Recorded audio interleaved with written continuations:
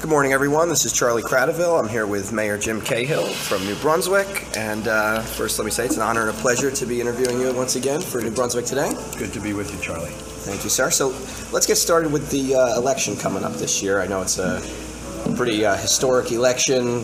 Give us your insights. What do you think about it? What do you make of it? Well, first of all, I'm kind of glad it's starting to focus now on the final candidates, or what appears to be the final candidates, and you never know what really is going to happen at a convention, although it sounds unusual to say something like that, given recent history.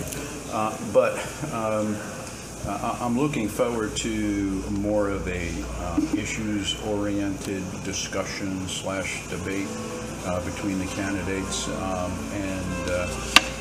quite frankly, I think, from I am a Democrat, but I think clearly that the best interests of the country will be served by Hillary Clinton and not by Mr. Trump. Okay. And I know this year there's going to be a new candidate running for city council. I presume you'll be supporting Ms. Ludwig. Can you tell me a little about her and why you support her? She's a longtime New Brunswick resident, has been a terrific member of the planning board, serving as its chair, has done a remarkably competent and professional job at doing managing and chairing that organization. Can be a difficult and complex task. So she's demonstrated the wherewithal to be a good council person. She's been a Democratic committee person for a number of years, so obviously has shown an interest in politics and getting involved for the betterment of the community. So she expressed an interest, and I'm glad she did. I think she's going to be a terrific candidate, and more importantly, a very good council person. Terrific. Now you're in the middle of your 7th term. That is correct. As mayor, you've still got 2.5 years left in the term. Have you given any thought to whether or not you're going to run for an 8th term? No, I haven't gone through this process many times before. The real time frame to make a decision is in about 1.5 years, give or take a couple of months. And to think about what I'm going to do a 1.5 from now is, quite frankly, an unnecessary waste of brain power and energy. So we'll continue to focus on what we need to get done today, and starting in a year and a half, and go through the deliberation process internally within my own brain, and see whether or not it's in the best interest of the city, and you have to gauge all of the things that are important in what one looks for in a leader. Of course. But you're open to running again? I don't close the door on any options usually. Again, it's just something that'll be weighed at the time. Okay. I know one of the big, plans in the works is redeveloping the vacant Farron Mall. Yes. I know a lot of people are interested in that and want to know. Including me. Yeah, they want to know when and what to expect. What's your vision for that site, and what when do you hope to have an announcement to make? Well, I hope I have an announcement to make as soon as you and I are done. I wish I had an announcement to make while you and I were sitting here. Sure. But as of now, we're still looking for the right mix, the right developer to partner with DevCo to get the project up and running. We have been and will continue to be very selective because it is, I think, one of the most desirable spots in the entire state of New Jersey, given its proximity to the train station, the most traveled rail corridor in the country, the ability to get to from that location, Rutgers, the healthcare facilities, the government sector, etc., all that New Brunswick offers to folks. It also has great connectivity to New York and Philadelphia, Washington, Boston, etc., and the ability to interconnect with those types of facilities, research facilities like the healthcare industry and Rutgers University, particularly with the merger between in the healthcare side that's taking place in Rutgers and the Big Ten. All of that means that that's a desirable spot. So we are discussing, negotiating with a couple of different prospective office tenants. That is the most difficult part because there's still a lot of vacant office space around the state, and we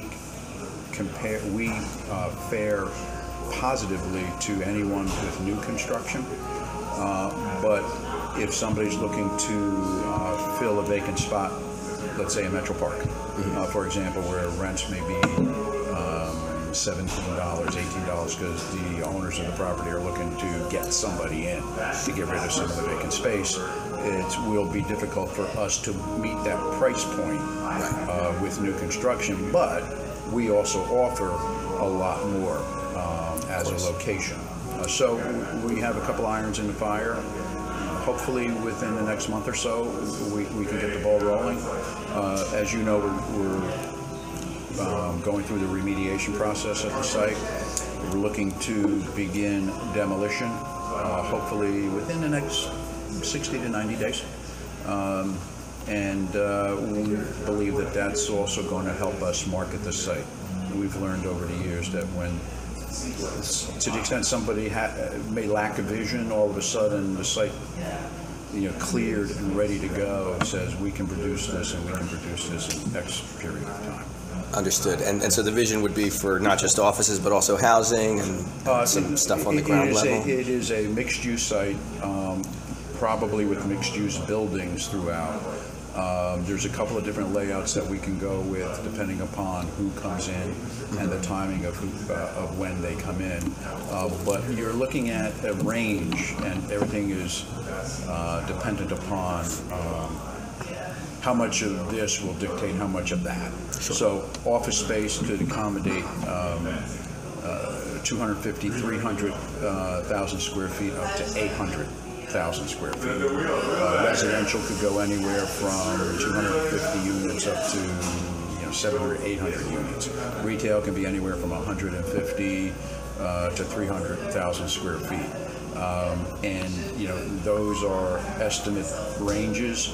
And if you have more office space, you're going to have less residential. If you have more residential, you're going to have less office space. If you have more commercial, you're going to have less of the other stuff. And you have to be able to park it to some extent. I want to ask about the public housing, the Housing Authority, Schwartz-Robeson neighborhood. Many of the tenants there were getting parking violations that were double what was allowed, $50. So according to my records in 2015, there were 98 different violations that were issued for the $50 amount. Whose idea was that? How did that happen? I assume it's somebody from the Housing Authority. But I don't know exactly whose idea it was. What I was advised is that it was issued to repeat offenders, so that they were upping the ante, so to speak, for somebody who wasn't reacting to the $25 fine. But without proper authority or regulation, it was inappropriate. Right, so that was overturned and it was stopped. Yes. Okay. Thanks. Also got to ask about the parking authority. There were 4 employees that were, charged with theft and bribery. 2 months ago, right? Yeah. And April 7th, the prosecutor announced it, and I just wanted to ask because it says that 3 of the 4 also paid bribes to other parking authority employees in exchange for their silence on the parking conspiracy. Can you tell me, has the parking authority been able to identify who accepted the bribes? Or has anybody else going to lose their job over this? Because I know that this is kind of an issue that came up with the former sheriff, where people were paying bribes to get their job, and there was some discussion of, well, what happens to those people who paid the bribes? But here's an issue where you have 4 employees arrested and they paid bribes to other employees, what's going to happen to those employees who accepted the bribes? Well, you've drawn an assumption that may not be true, but it may be, that they paid bribes to other employees outside the four of them. So it's not impossible that one paid the other for their silence, and then that person became a part of. Well, what the prosecutor says is 3 of the 4 also paid bribes to other parking authority employees. Yes, and you can interpret that the way you're interpreting it. Okay. And you can interpret it that they paid it to each other. That's another employee. Sure. I don't know the answer. I'm not telling you, but okay. but the point is that it is still an ongoing investigation being handled by the prosecutor's office, and what action will need to be taken by the parking authority will be dictated by the results of what the investigation by the prosecutor's office reveals.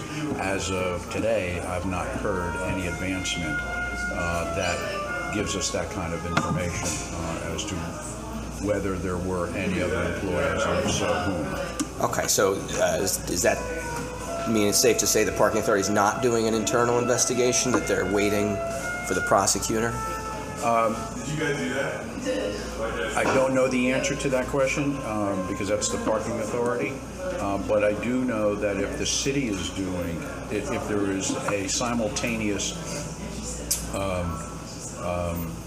criminal and governmental review going on, we are somewhat limited in what we can do so we don't infringe upon the criminal investigation, which takes priority. So we will go through our internal record reviews.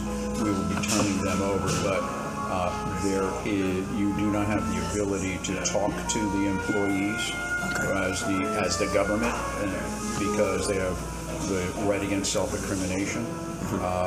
And so you're somewhat stymied, nor can you necessarily plow ahead with your disciplinary action while the criminal case is pending. And the employee, under civil service rules and regulations, has certain rights to suspend things, etc., until such time as a criminal investigation is over.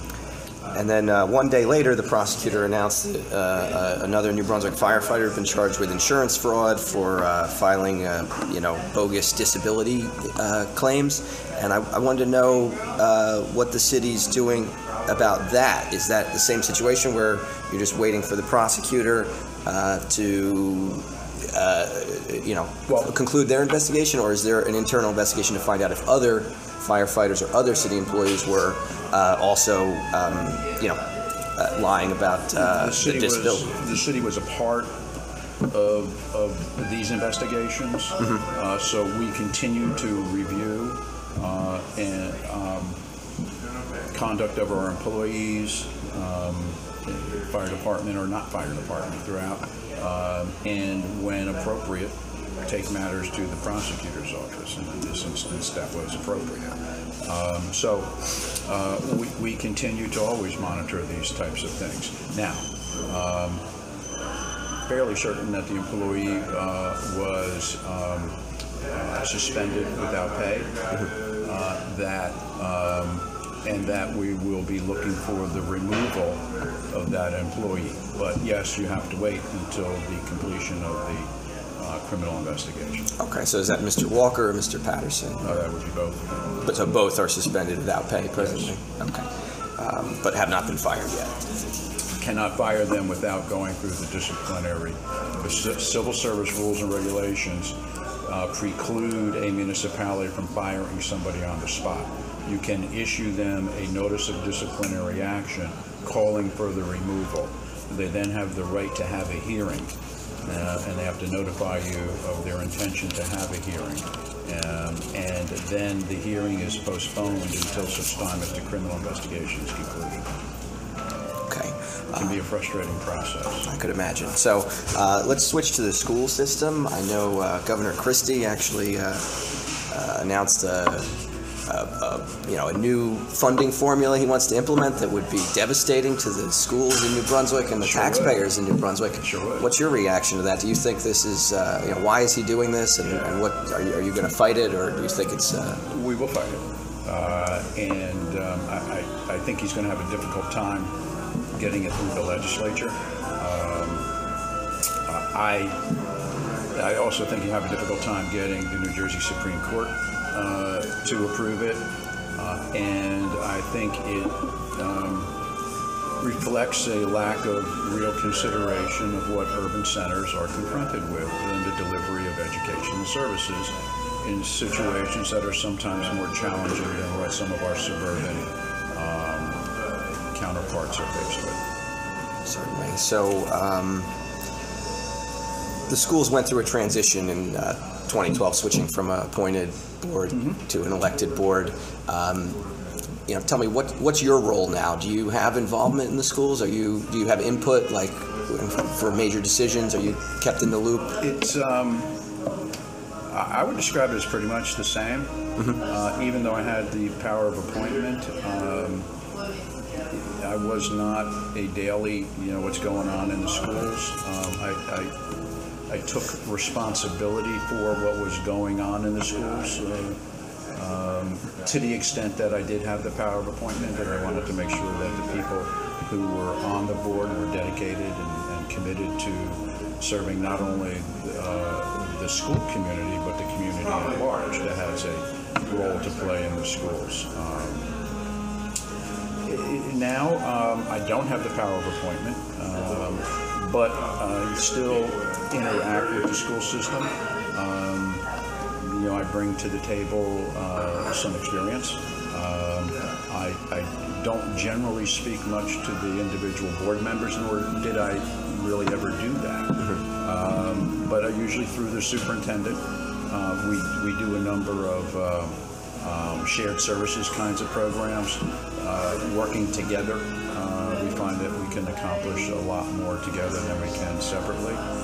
And I would describe it as a very good working relationship that recognizes some expertise that the school system can bring to the government side, and that the schools recognize that there's some expertise that the government side can bring to the school system. Okay.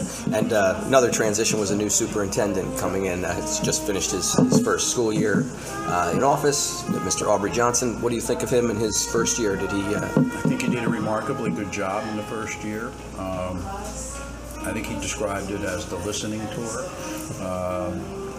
He made a point to try and understand exactly what was happening in the New Brunswick public school system. Develop relationships with all of the working folks that are there.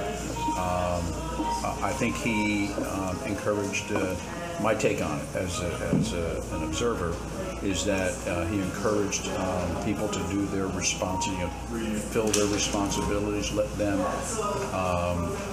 take advantage of their expertise, willing to listen to what they had to say, and then be ready to implement when he was sure something was the right program or right tack to take. I would say at the end of the first year, he did a remarkably good job. I think it bodes well for the schools going forward.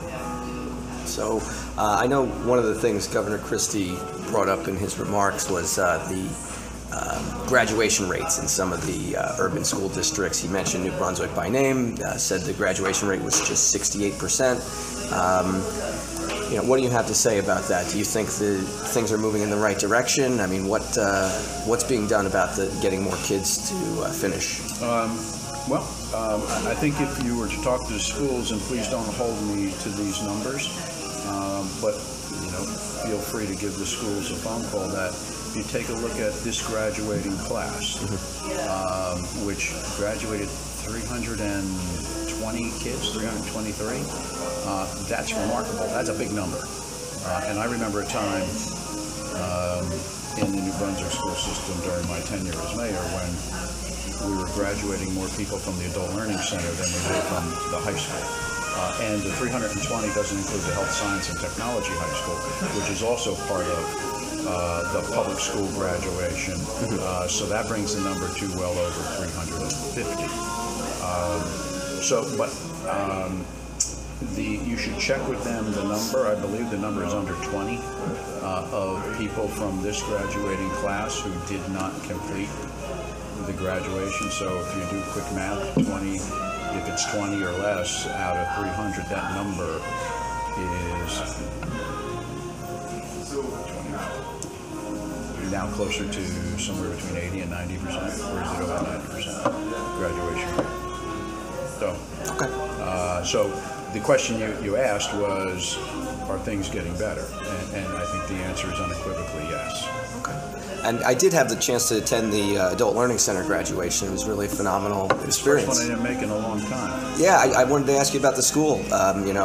New Brunswick is, not every community has an Adult Learning Center. Very few. Yeah, how important is that to helping people who maybe dropped out a while ago be able to go back and get their degree? Well, some of the reasons for dropping out early are you need to go get a job to help support your family. Mm-hmm. Having the comfort level of knowing that your education doesn't necessarily have to stop, but it can continue through that program, and one that's adapted to what you are now doing. Are you working full-time? Do you have a family?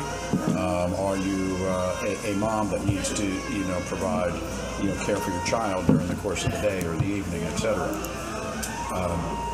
So that program now has been running for 30 years, mm-hmm. maybe a little bit 36. More. If you take an average of 100, and they graduate more than 100 people a year, but if you do 100, that is a lot of people who now have at least a high school diploma that would not have otherwise had it before. It makes them more employable. It makes them better able to, if they have children, to work with their children in school, to help them with their homework, to emphasize to their children the importance of a quality education. It is a home run, and it is one of the reasons why we continue to do it in New Brunswick, because it's not cheap, and it is unique, and it allows us to be able to continue to serve the community. Okay. Thanks. Yes, very inspirational program last week. I want to shift gears to the situation with the water in the public schools. I know there were 6 schools that had at least one faucet test above the action level for lead, the action level being 15 parts per billion. And I noticed that our neighbors across the river, Highland Park, had one faucet test above the action limit, and what Highland Park School District did is they actually promised to provide free lead tests to the families of children that were taking classes in near that faucet, and I can't figure out why New Brunswick won't do the same thing for the kids who are in McKinley School and had a faucet that was 12 times the action limit, 187 parts per billion, and I've asked, and I'm not the only one who's asked, provide the testing for the children, so that you can catch the poisoning early, and they can get, they can react accordingly and be treated for it. Why won't New Brunswick Public Schools provide blood tests for the kids? Now, it's a question you got to ask New Brunswick Public Schools. Okay, I mean, I have asked, and It is their decision, and it is one that they have whatever reasons they have for it. So there's a lot of theories as to why you would or why you wouldn't, and at the end of the day, you have to decide whether or not it's the responsibility of the school to do that and the taxpayers to do it. When you expend those funds, you're expending taxpayer dollars. And you have the delivery of a whole lot of services that you have to provide to people. So the question is, if you're going to pay that, if you're going to pay for that, what are you not going to provide to the students at this point in time? And then you weigh whether what is the potential impact of the presence of lead in excess of the standard on a child or any person in the limited amount of time that they may be consuming that water. And what is the responsibility of the parent, to do their own lead testing, for their child. There is a real ability of parents to have their children tested on their own if they're concerned. And even those that don't have money, through the different types of healthcare facilities that we have in town, through Chandler and through St. Peter's facility on Howe Lane, there are periodic blood. You take your child for an annual examination, and you have blood work done for little or no cost. And so, if that's a concern, the parent can take responsibility for it. I would also suggest that there may be a lot of other causes of lead that may be present in a person that is unrelated to what I would think is probably the limited amount of water that anyone would consume from a given fountain, and that would be their home water, or from older homes, in addition to not only the lead pipes that might exist, or the lead solder that might exist, but also lead paint that might exist. Of course. So there's a myriad of reasons and people that could pay for the cost of the examination, but it's the school board's decision in that situation, and it's one that they've apparently made. People can voice their concerns to the school board if they so choose. Okay. So yeah, speaking of other sources of lead, I have the water quality report here. In 2014, there was lead testing done by the city water utility of a number of sites, and 2 of those sites were above the action level. Can you tell me geographically where those sites were in the city? I can't. Okay. Not off the top of my head, no. Okay, and what did the city do about those 2 sites? Well, what will happen is we generally retest, and the process of the testing, as I understand it, is we test the amount of lead that is coming through, that is leaving the plant. So we make sure that there is not a lead problem in the water that we're disseminating to people. And then there is a selection of some 30 to 50 residential locations that are older homes that are selected because there is more likely to be a presence of lead in that facility. So they take the very first draw of water in the day. People are told not to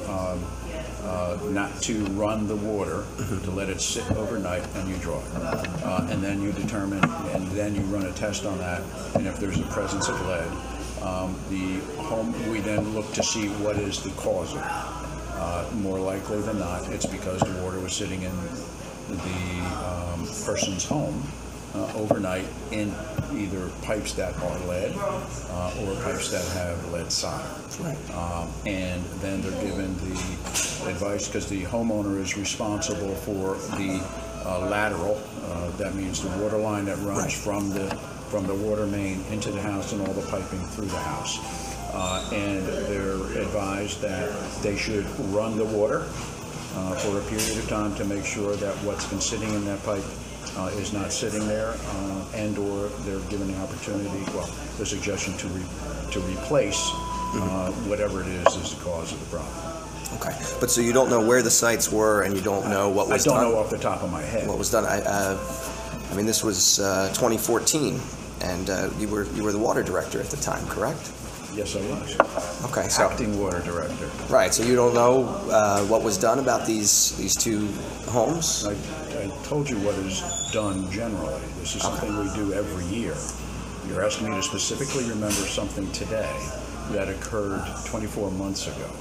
Okay, and I believe that. And you know, Charlie, I have really good recollection on a lot of things, but I do an awful lot of things. And on occasion, rather than guess as to the properties and then have you say, well, I thought you said it was blankety blank location and this is specifically what you did, and I was wrong.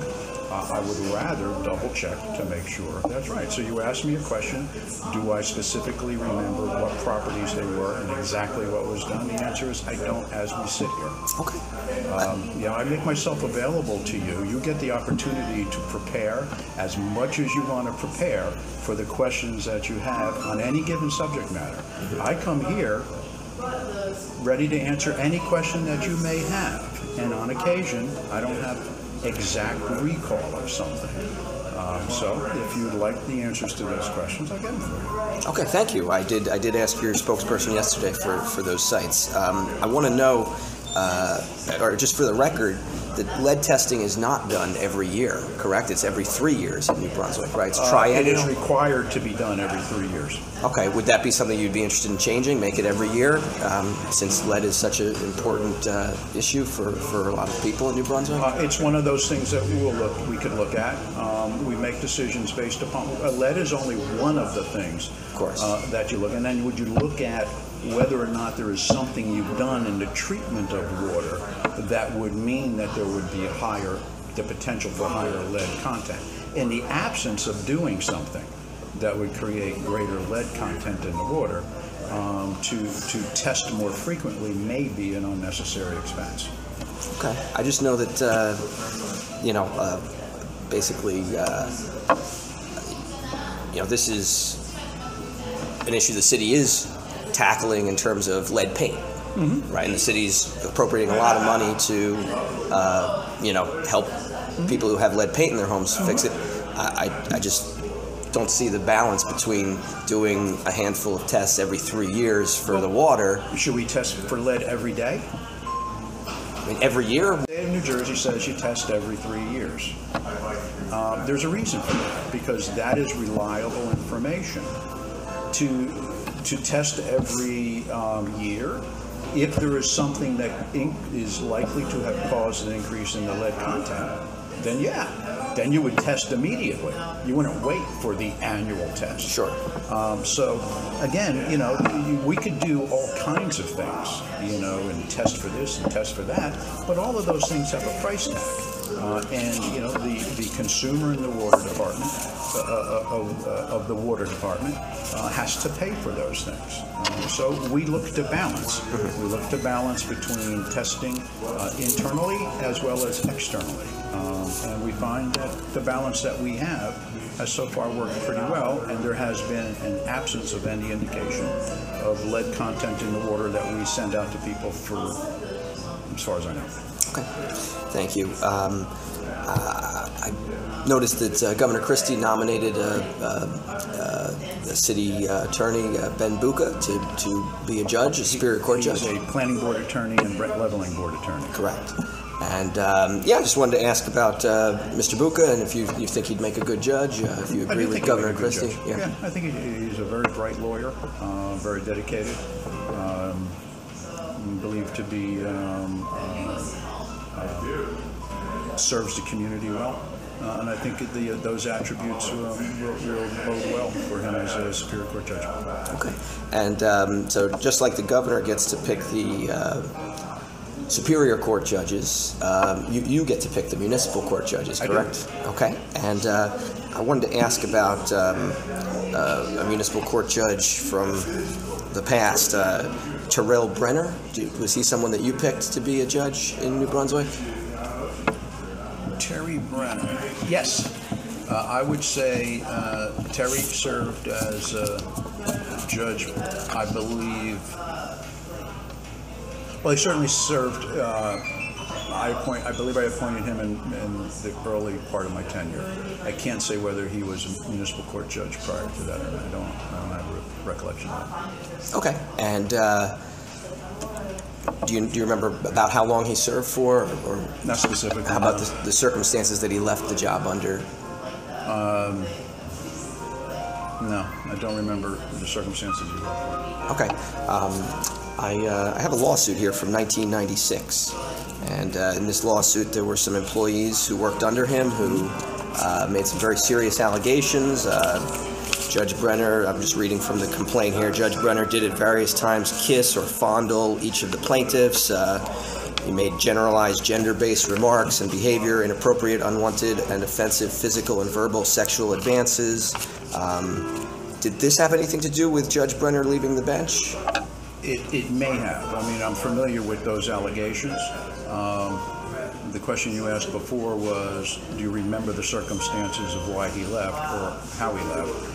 And I don't specifically remember those circumstances. That could have been a part of it. Okay, and do you recall how this case was resolved? Was it settled out of court? Was there a verdict, or was it dismissed? I don't recall. Okay. But this was while he was on the bench, and then it might have had something to do with him retiring or Not impossible. Or leaving. Okay. And I know there was another judge that you hired was Gerald Gordon? Yes. Right. And Gerald Gordon was actually publicly reprimanded.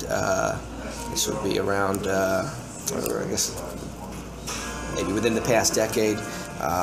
This is from presentment, the Supreme Court of New Jersey Advisory Committee on Judicial Conduct, and there were a number of things that he was reprimanded for, including ordering the court staff to reinstate his driver's license, which had been suspended, and also setting an outrageously high bail for an undocumented person, like $500,000 for a charge that had been remanded to municipal court. And the really alarming part is that, the ACJC found that he suffered from a deep and profound personal illness that undoubtedly affected his judgment. What precipitated his leaving the bench? Was it these charges against him, or some other? I think it was accusations like those. Yeah. I thought it was best for him to no longer serve on the bench. So it was his choice to resign, or? I believe my recollection is I reappointed somebody to replace him. Okay, so his term expired or something like that. Okay, and how did that happen? How did somebody with such poor judgment end up on the bench? He had served as a judge for a long period of time, not only in New Brunswick but in at least one other municipality, if I'm not mistaken, maybe more than one, and served for a period of years with doing a great job. But it appeared that over time he ran into some difficulties, and when those difficulties exhibited themselves, we took the appropriate steps. Okay. But of course, the judges you have in there now, you have full confidence in that they're not suffering from the same types of problems that they're. We're not seeing any evidence of it. Okay. I want to ask just a couple more questions of you today. I know there was the State Commission on Investigation's been doing some work into unlicensed dumping of contaminated soil, and there was a project in New Brunswick that the soil from there was taken to an unlicensed place and not properly disposed of. And again, the really alarming thing is that the organized criminals were involved, and that the mafia was involved. Tell me, is that a big issue in Middlesex County? Organized crime. Not that I'm aware of. Not something that's ever come up in New Brunswick. It depends what you define as organized crime. Sure. If you describe organized crime as, to use your term, mafia, that does not appear to be a big item in New Brunswick.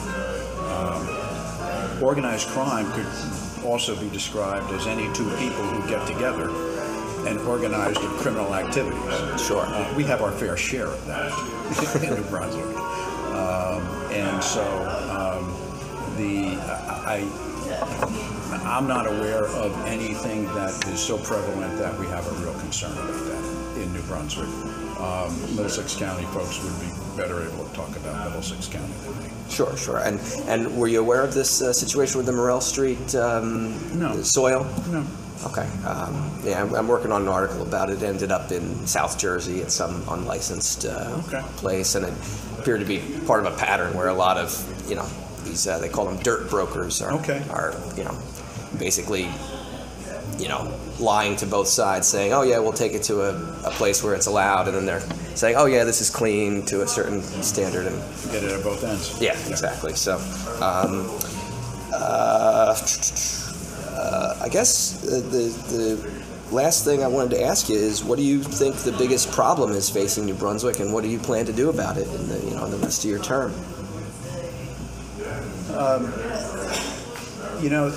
You and I have talked about these kinds of things before. Pick your top, top three, top this. The biggest problem for us will always be trying to do all things for all people. And it is the keeping all the balls moving in the right direction, never letting hit the ground, and continue to provide the resources that we can to serve the community. That requires funds, which are ever diminishing. It requires dedicated personnel in sufficient numbers to provide all of those services, and it requires a constant partnership with the community at large. So it is really the biggest, I wouldn't describe it as a problem, but the biggest task that we have is keep trying to do all the things we're responsible to do. So that means from talking about something that we talked about before, the Farron Deck, building a project that's hundreds of millions of dollars, which some people might think is a very important type of thing, and it is. But we also have to make sure that we pick up somebody's garbage the next morning and do it well, because that's what people count on us for. It's from providing, the best quality in water that we absolutely can, is making people safe on the streets. From a police perspective and a fire perspective, providing recreational opportunities and the ability for people to have a healthier lifestyle. It's to try to create job opportunities for people and provide try to get everybody to be able to live in a house that's clean, safe, and affordable. It's all of those things. So to pick one thing that says that's the most important, arguably it might be the most important thing to me, but I work for 55,000+ other people who might have a different opinion. On any given day, what's the most important thing to them? So the most important thing to me is to be able to try and address what people think is the most important concern they have every day. Well, thank you for taking the time this morning. I really appreciate it. Look forward to doing it again. Good seeing you. Same here. Take care.